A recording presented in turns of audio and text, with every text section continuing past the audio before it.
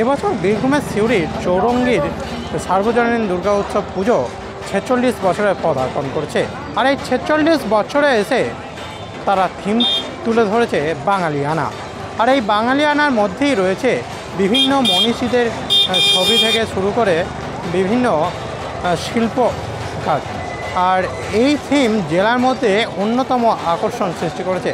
শুধু জেলা বললে ভুল হবে, যে এবং সিউড়ির যে ব্লক রয়েছে সেই ব্লকের মধ্যেও কিন্তু অন্যরকম এক নজির সৃষ্টি করেছে এই প্যান্ডেল ঘিরে।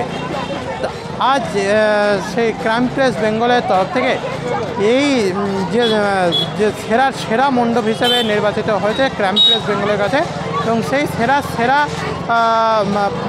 যে পুরস্কার, সেই পুরস্কার তুলে দেওয়া হচ্ছে চৌরঙ্গী ক্লাবের সদস্যদের কাছে। এই মুহূর্তে তুলে দেওয়া হলো সিউড়ির যে চৌরঙ্গী ক্লাব রয়েছে সেই ক্লাবের হাতে। তাদের যে ৪৬ বছরে এসে যে ভাবনা বাঙালিয়ানা, আর সেই বাঙালিয়ানার মধ্য দিয়েই তুলে ধরা হয়েছে বিভিন্ন রকমের শিল্পকর্ম। 2025-এ সেই ক্রাইম প্রেস বেঙ্গলের শারদ সম্মাননা তুলে দেওয়া হলো সিউড়ির চৌরঙ্গী ক্লাবের সদস্যদের কাছে।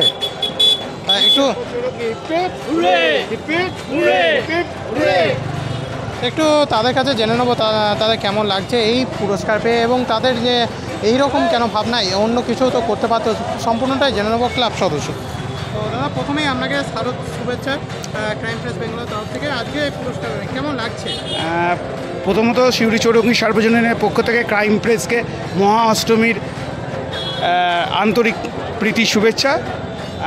আমাদের এবছরের থিম বাঙালিয়ানা। আমাদের এই যে ছোট্ট প্রয়াস একটা তার স্বীকৃতিস্বরূপ ক্রাইম প্রেস যে আমাদেরকে স্বীকৃতি দিয়েছে, তার জন্য সিউড়ি চৌরঙ্গী সার্বজনীনের পক্ষ থেকে ক্রাইম প্রেসকে অসংখ্য ধন্যবাদ। হঠাৎ এই ধরনের ভাবনা কেন? আমরা তো অন্য কিছু করতে পারতেন। দেখুন, আমরা বিগত কয়েক যুগ বলতে পারেন, বিগত 12-13 বছর ধরে আমরা থিম করছি। প্রত্যেক বছরই আমাদের থিমের মাধ্যমে একটা সামাজিক বার্তা থাকে।